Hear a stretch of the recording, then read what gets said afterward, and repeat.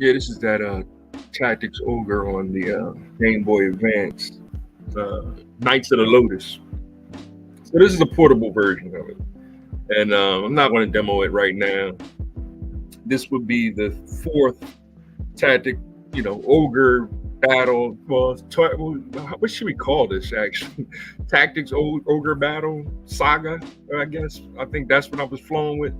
Ogre Battle is the original game. Tactic Ogres was the second game on the SNES, and then Ogre Battle 64, and this Tactics Ogre. So those were the four games. I think that's it. I'm still doing research on them because I never really played all of them. Ogre Battle is the one that I played the most. The Tactics Ogre is a little different. That one plays more like chess. Now, I really didn't get into Tactics Ogre until, drum roll, Final Fantasy Tactics. Now, Final Fantasy Tactics is Tactics Ogre, but instead of the original Enix job system or characters, it switched to Final Fantasy. That's when Square and Enix became one company.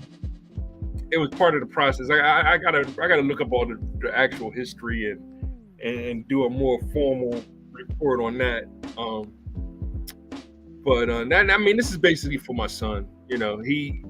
I'm trying to introduce him to Dungeons and Dragons. He plays it on his own. Anybody that follows me knows that's what I'm basing my show on, not show my program. The games that we're working on right now is Mario RPG, which is a lot different than these massive role-playing games where you can fight, monsters that have way over 100 hit points. Mario, you're dealing with, just a couple 10, 20, maybe 30 hit points. Like the end boss if the end boss is 1,000, that'll be a chore within itself, but it's probably around 200-300. But we'll look all that information up and share it and talk about the learning curve of playing these role-playing games. So, but I'm doing this because I'm really trying to. He's really into the character mode right now. So he likes to create different characters, from a ninja to a samurai to a monk to a knight to a paladin to what's an archer, bard. These are all classic jobs, classes. Now say occupations, careers. That's what your character is in their life, and that's what they use to fight the goblins, all the bad people, the demons, whatever Tolkien history we're using. Tolkien being, Lord of the Rings being the original written version of Dungeons and Dragons. And there it is. So I'm trying to stay in my lane. Like that's where I get to the game theory. And like I said, this game has very much aspects of actual chess. And that's why I titled this one Game Theory, what I name it, of battle chess, right? Because battle chess is the original game from thousands upon thousands of years ago, and who was the original? We'll give the Ethiopia or the Egyptians credit or whatever. It don't matter, but it's a common game, 8x8, 64 board. Yeah, wow. I think I might be guessing that. And then there's a correlation between that, right? When talking about Ogre Battle 64. But I just wanted to share this real quick because just to say, hey, I'm staying in my lane. Everybody wants to be adult and talk about politics, but of course, the Democrats really don't have much to say right now, because all they can say is still hate Republicans, and it's like, when are we going to stop with the hate? Like that's right, and to actually hear Trump kind of express the same sentiment, right? It's like, all right, cool. The RNC was a pride show of Trump showing white pride, and it was just funny to watch because he showed everything from his early interviews with Oprah Winfrey and how they used to be good friends, and like him showing video of black celebrities that, you know, when he was a quote unquote Democrat, right? And therein is why I always say he still is a liberal capitalist. Is, you know, so should he be trusted? And it's like, well, I trust him more than I trust Biden. I mean, I don't know how else to put it, right? Biden is too far gone to be trusted, and we see what they're, you know, going through over there on the Democratic side to, and what they, you know, opposing with Kamala, and you know, like, what is going on? Who's the leader? And that's what they made and created out of the family structure is who's the leader, and that's why a lot of people are quote unquote heading left. I mean, to the right. They're heading right. They heading to the conservatives, even though they're liberals, right? And that's what I'm going to share with y'all a little later on. Just how, you know, it is a one-party system. It's a uni-party. I shared a little video yesterday expressing that same sentiment, that it's a uni-party. It's one party. So it really doesn't matter who the president is, but it does matter because Biden he needs to retire, and it was a good run, and you did what, you know, you crossed it off your bucket list. You became the president of the United States. Okay, now let's get back to building our families, and stop coming at us with this LGBTQ. Like, that's what we're talking about. God first, then the Lord, then the Father, the Mother, Son, daughter, right? Like, but y'all still acting like the fatherhood is the fraud, or is the dictator, or is the one that's full of hate. And when I'm seeing, you know, women fighting left and right over some dick, right? And therein is the true hypocrisy. Fellows, we done fighting over the pig, right? If you want it, it's yours. Hey, all right, that's you. All right, I'm gonna go play with the children. I'm gonna teach the children some mathematics. Is where I'm at with it now. And I'm not getting a lot of love doing it this way, but it's all good. I'm gonna get stronger. My sight is still going, but I'm gonna work on that. And like I said, I'm on other games too. And when it comes to game theory, I'm staying in my lane. That's why, yes, the game. What is it called? Ideology Rush. I got it right here. You know it. We'll wrap up. Right, I know my pronunciation is off on ideologies. Ideological. It don't matter. We'll work on that. All right, I'm working on my pronunciation too. And therein is where my son, we're starting to come together, where it's like, Daddy don't know how to pronunciate. It's like, yeah, you're right. I'm gonna work on it, and I'm working on my Spanish. Shout out to my nephew DJ. I'll start working on my Spanish and my American language, which is English and language arts, and all of the above. Shout out to my man Roberto, because he's supposed to teach me the ghetto Dominican, right, language, so that I can be okay when I head back to the quote unquote the islands, you know, the mini motherland, right? So where's that? Where were we at? Let's see here. So what I'm doing here is I'm loading another one. Fumble. I dropped my phone. Hopefully it's still working. And there it is. This is Final Fantasy Tactics, right? So this is the game that when they merged together, Square and Enix, this was part of the process of doing that.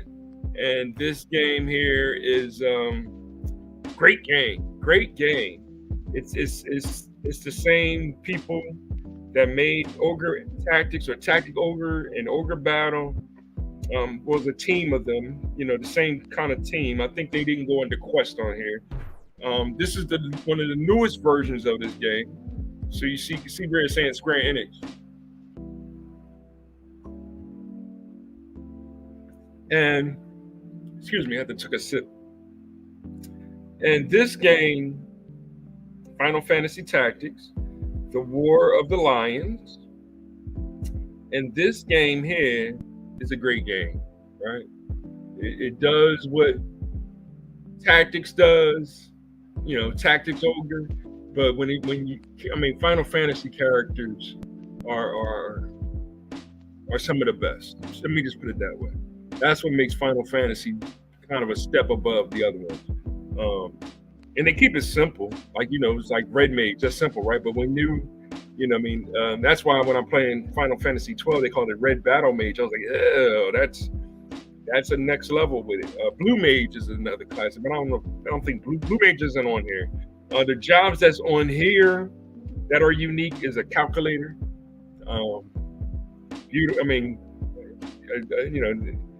Very, very dangerous job. Time Mage is on here.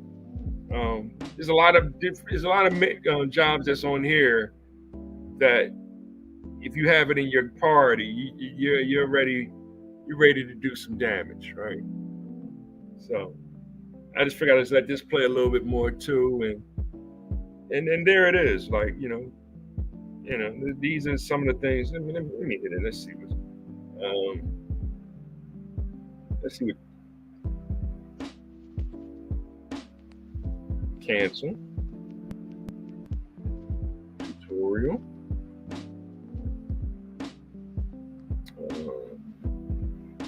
Let's try Party Rock. So let's see. Some job advancement, I guess. Okay, so this is a little demo of the different jobs, and so you have a squire, and I'm just hitting it, just to. If y'all want to read all of that or whatever, we'll have I'm just saying what's going to do different. Okay, so then you have a squire and chemist are the two starter jobs, and they call them jobs on here. That's what's up. So and then this is how you advance to the different jobs and stuff. I think that's what he's going to show. Should I show some of the battles and stuff? We'll get all of that later. So Squire and Chemist are the low-level jobs, and then you got I think ninjas are on here, and I'm sure is samurai on here. I don't know if samurais are on here. Monks are on here definitely. Geomancers is on here. That's a different job. Dark Knights is always a good one. I'm sure there's a Paladin on here, but I think Paladin is a special job. Like there's only one character that's a Paladin, and you have to get him to join your legion.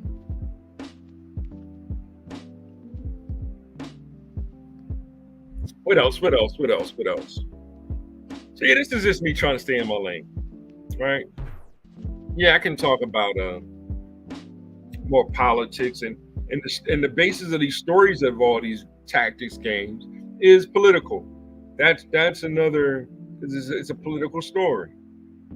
They go Monk. They just show back to Squire. So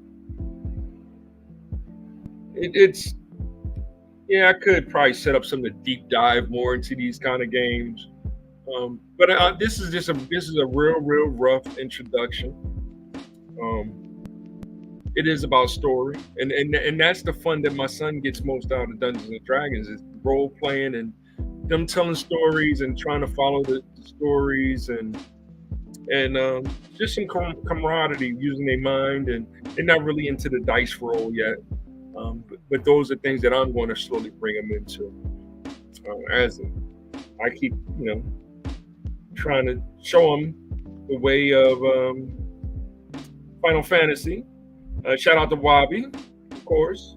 Wabi is my brother-in-law, and Wabi is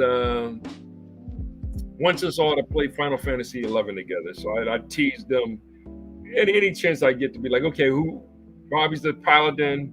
What jobs do we want? Let's have a little quick discussion on, what we're planning on doing. Of course, we're going to need some computers. This computer that I'm talking on right now is about to be outdated, and trying to keep up with the Joneses. That's all life is really, is trying to keep up with the Joneses, right? The Joneses is they got all the cash and they ain't sharing it. So like, subscribe, share, participate. Send me something in the comments if you want me to talk about. Now, this might be my last show for a little while. I might have to take a little hiatus. I wasn't even showing that, huh? Maybe I was. I cut it off. I don't know. Yeah, I'm about to take a little hiatus. Because it is a waste right now, because I'll try to put some more shows together and upload them real quick when I can, because I'll still do it as a hobby, but this might be my last live stream for a little while, and then as I do regular edited shows or programs, I can jump back to this live format. It's just that live is so easy to do. I really prefer it. Just jump on, spit my thoughts, have the music playing in the background, and then send it to people. Just hit the like button. Now, I am going to share a video in a second, and this video is political. It's actually Barack Obama before he was the president. And I shared this video before. I have this on my page as an older video of him and Keys, Dr. Keys, and they're debating. They was debating for the Senate seat. So before Barack became the president, he was the senator of Chicago, right? Now, when it comes to game theory, we're talking about strategy. So that's why I'm sharing like strategy games with y'all. That's what these are, basically, strategy games. That's all they are. And the ones that I've been showing have a political tone to it.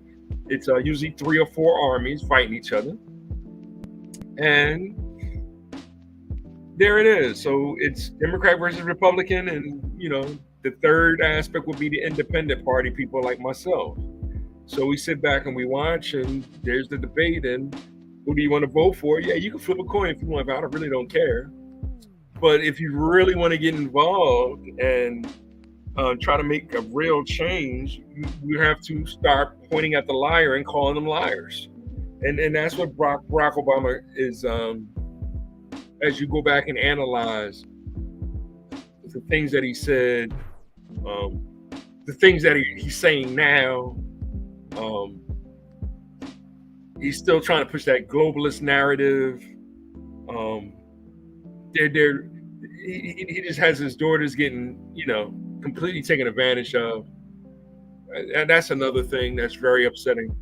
It's like you're the father, and you're letting strangers have their way with your daughters. That's sickening, right? But this is the narrative that he's been pushing even in his early Senate days. So that's what I'm gonna share with y'all. I managed to just hit it right. So let's see here.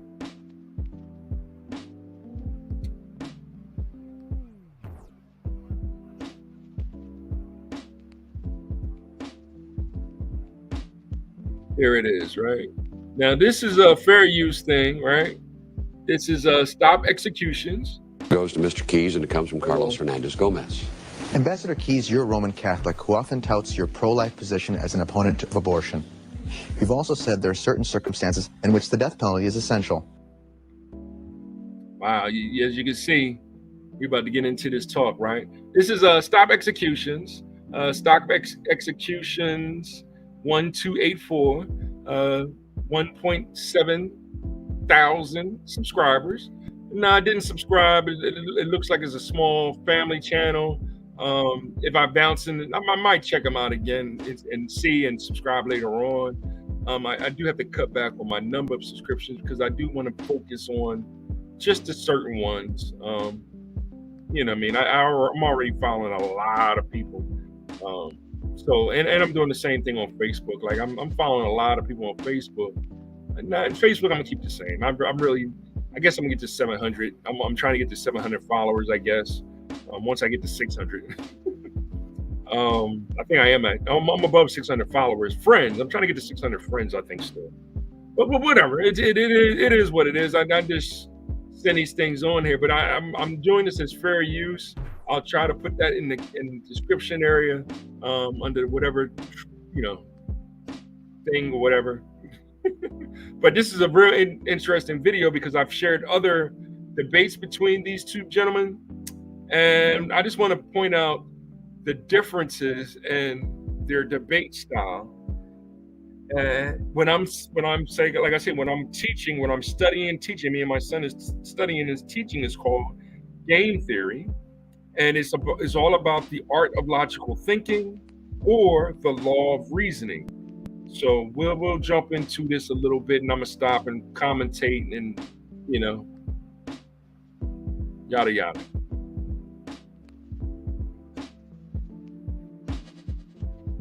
Why ain't it play?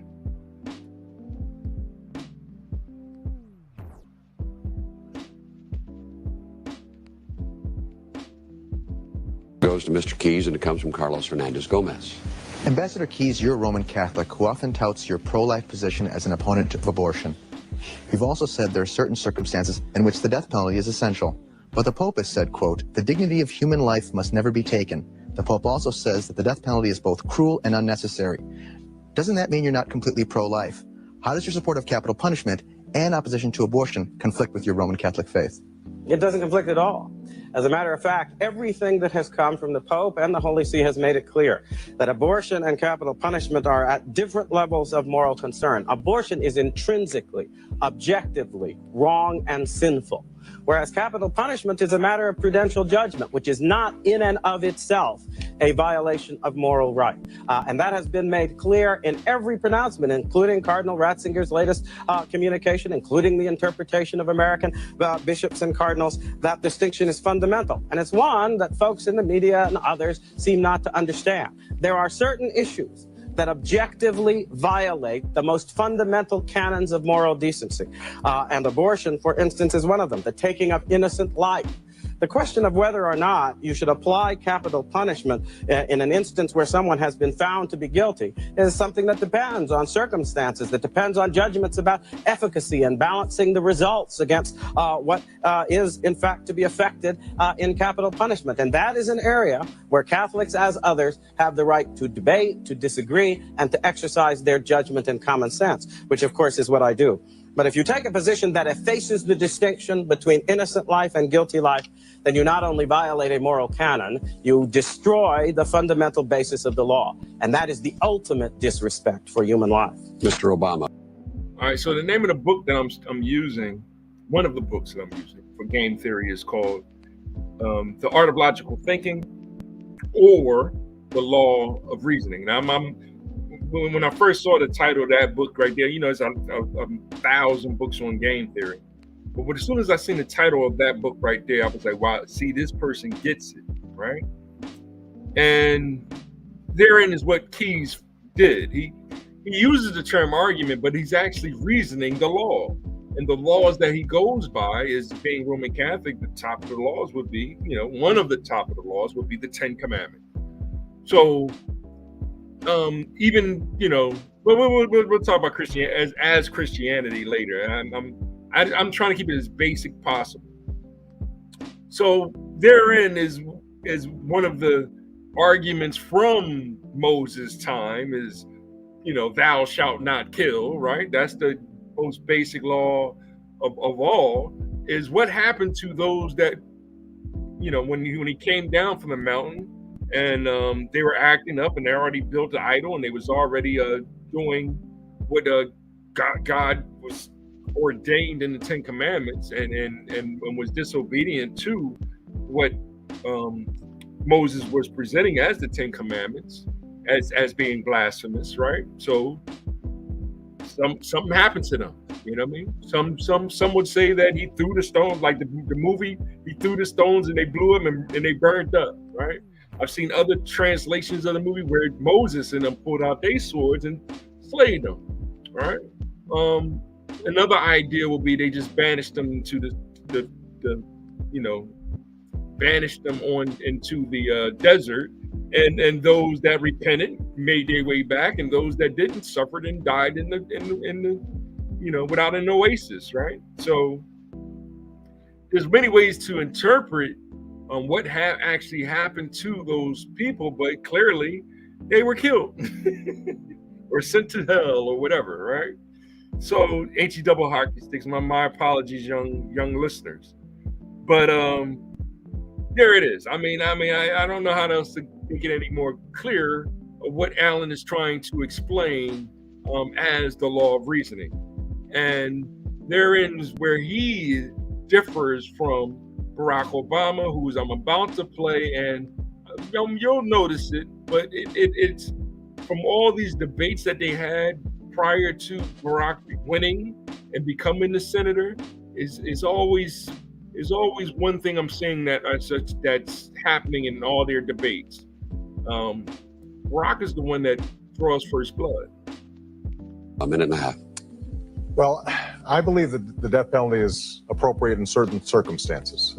There are extraordinarily heinous crimes, terrorism, the harm of children, in which it may be appropriate.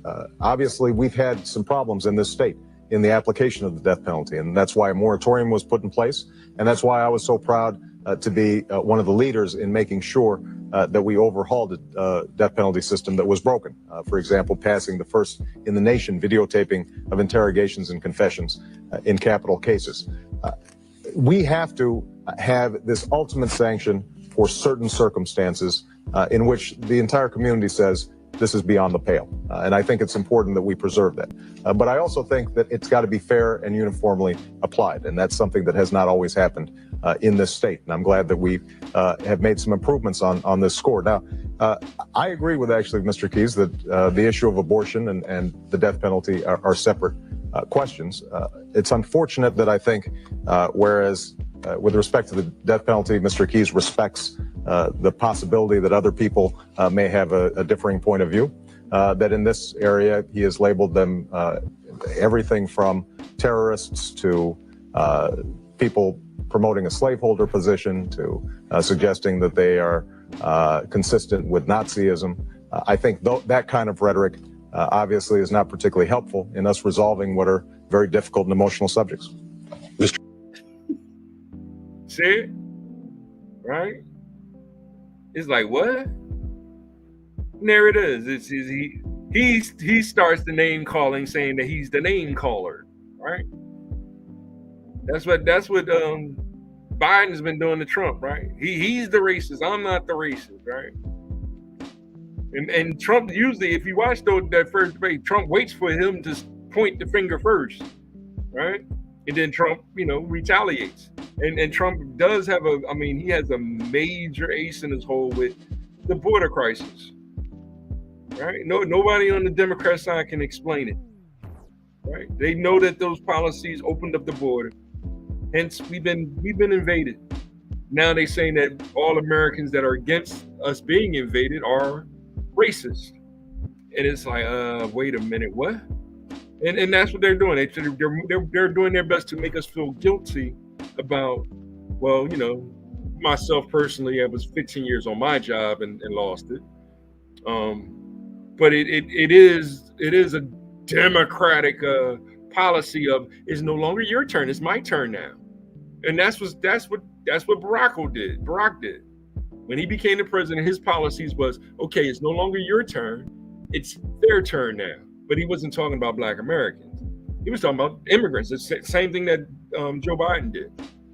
So when under Barack Obama, a lot of immigrants were in Black job positions where they became the leader and fight us, and then have us fight it out over who's right.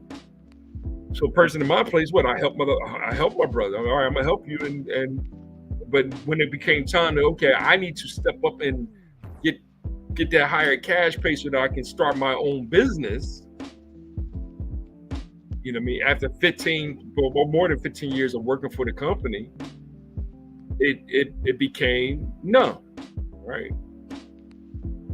And that's what the Democrats are doing when it comes to policy. That's why there's a lot of gig app jobs now, where they really don't want you working for a company for more than a year. It's putting a cap on how long you can work for the company, and that's changed. That completely changed the fundamental. Hey, I'm gonna work for this company for 30 years. I'm gonna retire with this company, get a pension, and then build something else or whatever it is in my retirement. That's what he changed. That's what this man right here, Barack Obama, changed. And I can share video after video of Democrats that actually explain that same narrative. Tone Talks is one that comes to mind, right away. I have no beef with Tone Talks. It's that Tone Talks believes that we need to stay being Democrats and then, down ballot vote, meaning don't vote for Biden,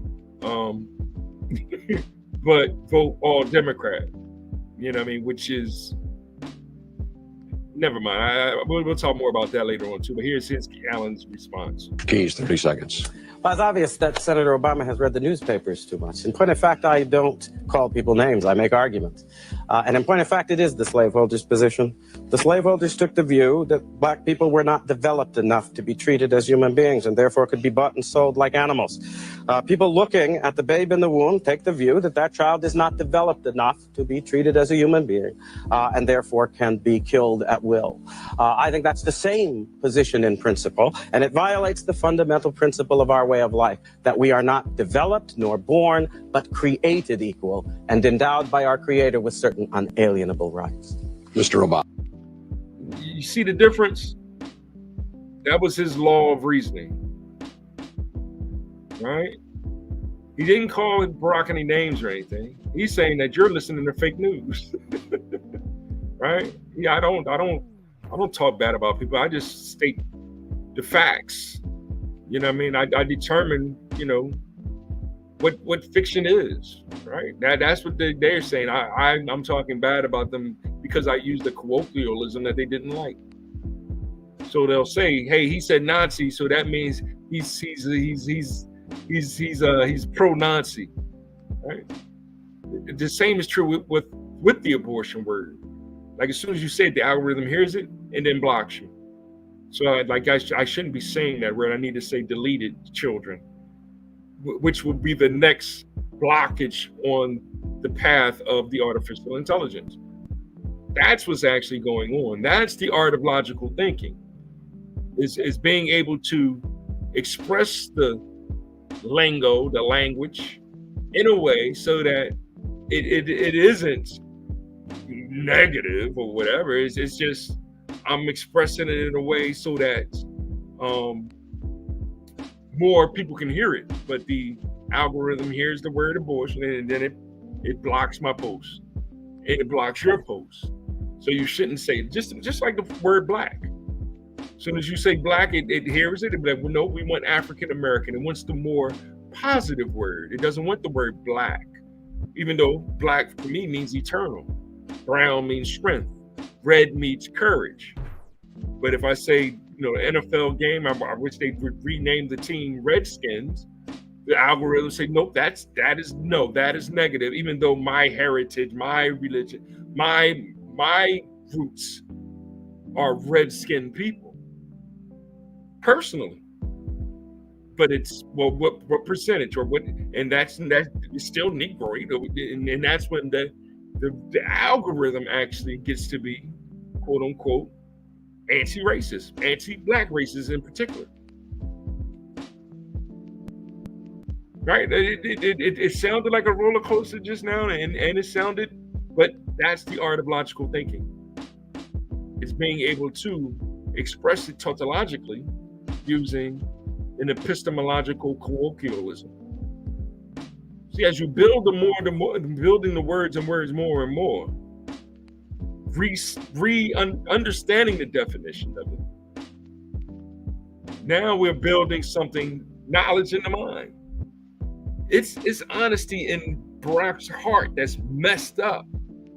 Because all he can do is what? Attack this man because you're lying about not talking bad about other people is what he's going to respond.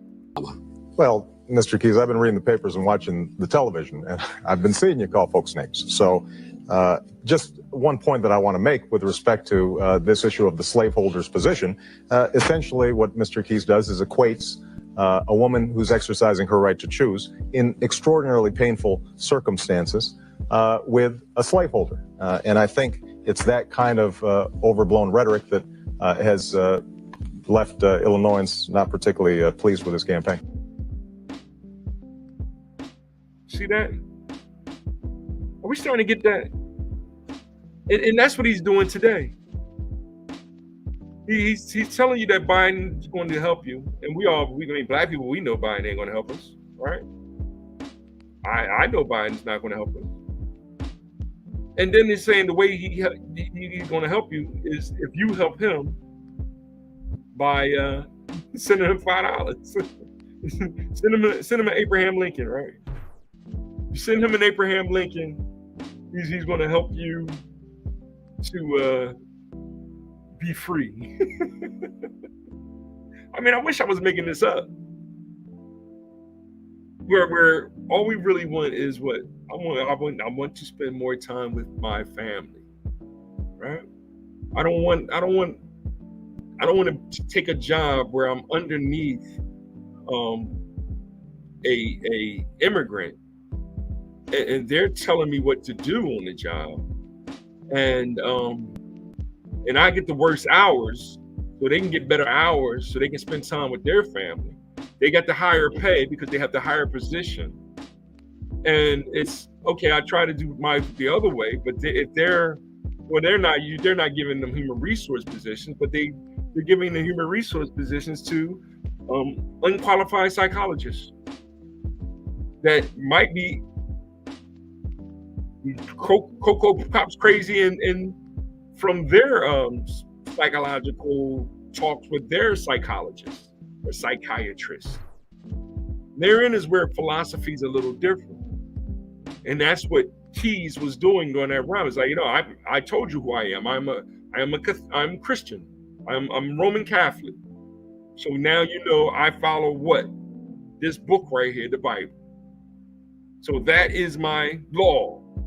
Now let me start reasoning what I learned from the law using the art of logical thinking. That's what he was doing.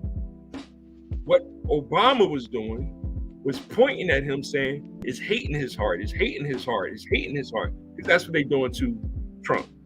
All they can say right now is see Trump with the white pride, see how it's all about him when the RNC in the end it's all about him. His pride. It's all about him, right? And then the next thing that come out their mouth is, you see how the LGBTQ pride is being he's being mean against them. He's transphobic. He's homophobic. They use false pride to make his pride look like he's the evil one. Is he a racist? He might be. He shows favoritism to white people. Did you peep that? He shows favoritism to white people. So black children shouldn't show favoritism to black people, especially if they're foundational black Americans. This has been another, all right, let me just, knowledge that begin until I finish this song, because the rhyme gets rougher as the rhyme goes on. What is your step about to get hype? Or should you just listen to the man on the mic? You're physically here with me, but how could you tell if it's meant to be hip hop, if you're not mentally as well. Raquel, but before you are a race, religion, or occupation, you're a human being. Barack Obama acts like he's your friend. He's a liberal. He's a leftist leader. But in the end, he really doesn't care about you. He doesn't care about his daughters. Because if he was a prideful man, he would what? He would still be protecting his daughters instead of letting them be free to get smutted. I said that the nicest way I could say it. Right? I spit on the ground in front of him. Because he's not a nice dude. And let's not even go there with Joe Biden. Is Trump a self-serving hypocrite because he's happy that he told Oprah Winfrey, I'm gonna go in and change America. I'm gonna make it good for Americans, right? And he did that. I mean, I had a house full. We went to Disney World 2 times. Went to Hershey Park once or twice, 2 times. We were doing great. And now that we did that, Trump said he's gonna give $500 billion to the Black community, the Platinum Plan. It sounds ignorant, but if I can get a little bit of that, I now have experience as being a manager so that I can start my own business. So he sounds like he's going to invest in Black businesses. Now I can start my own business and leave what I created to help build up, because my store was profitable. Instead, they said, no, we're going to switch. It's no longer your turn. You committed fraud. We're going to fire you because of it. And then they did the same thing for Trump. The Democrats did, saying that he committed fraud. So why should he shouldn't be the president right now. That's why I spit on the ground around you fake Democrat hypocrites.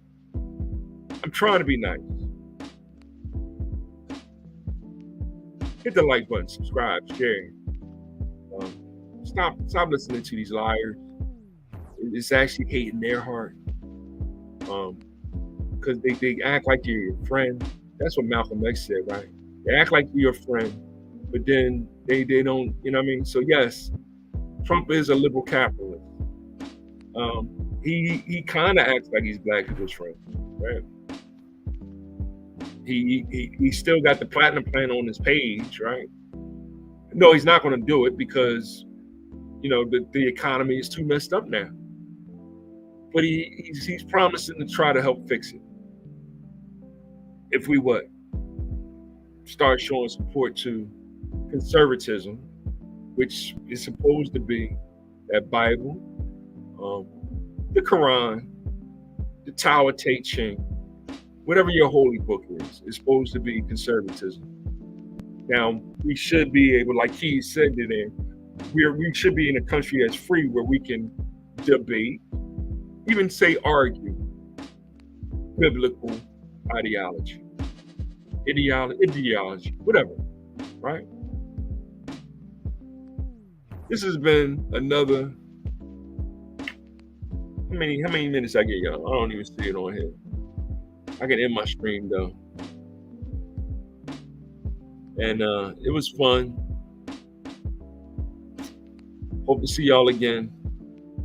Like I said, probably my last live stream in a while, unless I do like a quick 5-minute one or something like that. But enjoy life, okay? I'm done talking politics for right now.